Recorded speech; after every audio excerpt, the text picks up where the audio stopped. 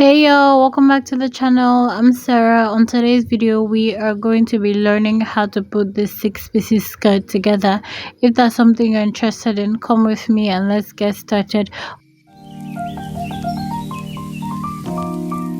So what I've gone ahead to do here is to cut the lining piece all through, like for both the front and the back pieces, and I'm just now placing them where they're supposed to be, like the center front, the center back, side front, center back. You get what I'm saying, right? And then we're going to go ahead and sew all this together. You see how I'm placing my lining? Very demure. Okay, so I'm going to go ahead and sew this all together. As you can see here, I'm not using a full lining for mine because I'm not using a full lining for mine. But if you're going to go ahead and use a full lining for yours, you just want to go ahead and remove 1 inch from the bottom part, and that will be it for you. You can use it to turn the bottom part of the skirt more like a hem, and that will be it for you. But me, I'm going ahead to place my lining onto my fabric first, and then I'll go ahead and put everything together. What I'm doing here is I'm starting from the back part, so I'm going to go ahead and hold this down with my pins, and then I would go ahead and sew. So the parts that I'm putting together are the center back to side back, center back to side. So basically where your zip is supposed to be and where the other part is supposed to be. So you put all 4 pieces together, and then I will do the same for the front piece. What I'm going to do now is go ahead to my sewing machine and close this by 1/2 inch on all the sides. No exception, both front and back. You're going to close each and every one of it by 1/2 inch. What I'm going to do next is basically close the back. So I'll place the center bags together, and I'll use my pins to hold down where the zip is supposed to be, and then I'll go ahead and sew it down. But let's do the pinning first. Just to be sure where your zip is going to end up, I'm going to go ahead and measure out where my band is supposed to be. I am going to be using a 1.5 inch band. Whatever band you decide to use, that's what you measure out. And I was saying here that if you want your zip to go from your band to the skirt, that's fine. If you want your zip to only start from the skirt, you measure from where you want your zip to start from, mark that part, and then close the remaining parts. For me here, I'm going to be using a 1.5 inch zip sewing allowance, so I'm just going to do 1.5 inch all the way, and then when I get to the knee part, from the knee part we're just going to go ahead and slant that line in, and this is what it's going to look like when we're done. So this is the back right now. This is so beautiful. And we're going to go over to the front part,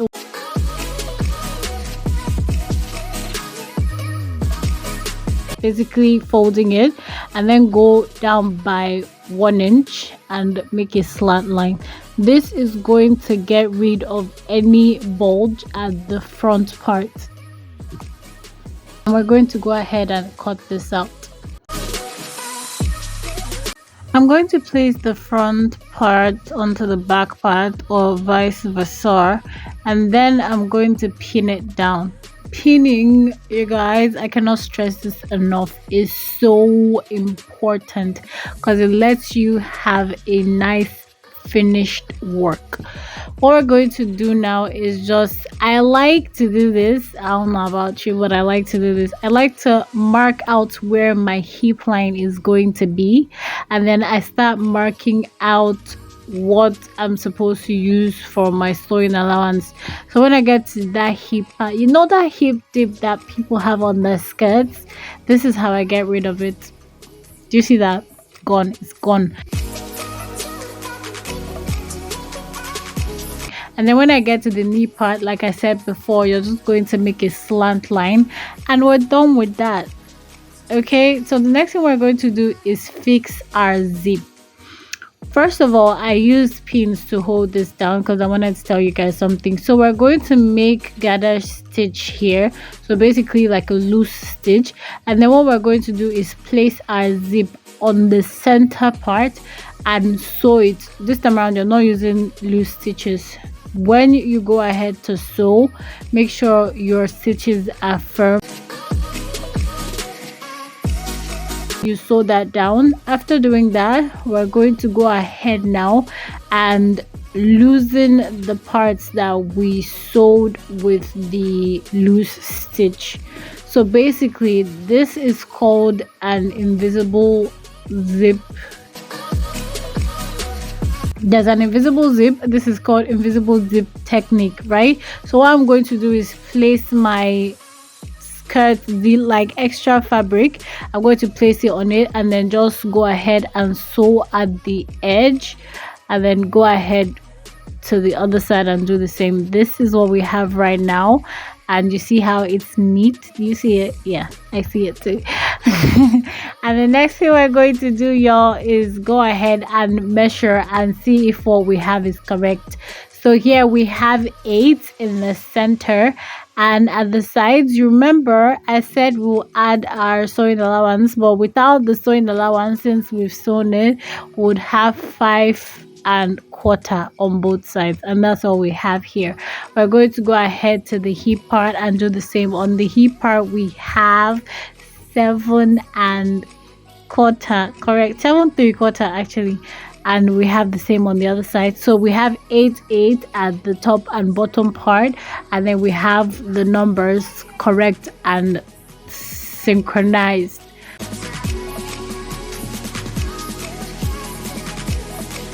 I'm going ahead to add my band. I already have a very detailed tutorial on how to do this up on my channel.